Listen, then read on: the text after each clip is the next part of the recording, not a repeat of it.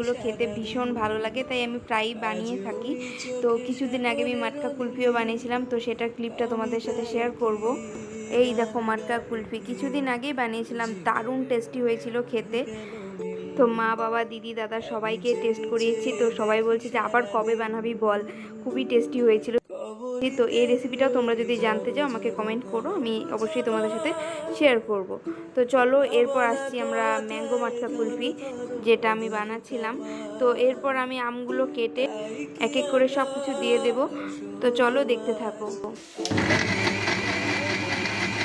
তো এরপর আমি এটাতে কিছু কাঠবাদাম দিয়ে দিলাম। তো ব্যাস রেডি আমাদের ম্যাঙ্গো মাটকা কুলফি। তো আজ ওই চোখে সাগরের নীল, আমি তাই কি গান গাই কি বুঝি। তো এরপর আমি ওপর থেকে আরও কিছু কাঠবাদাম দিয়ে দিলাম।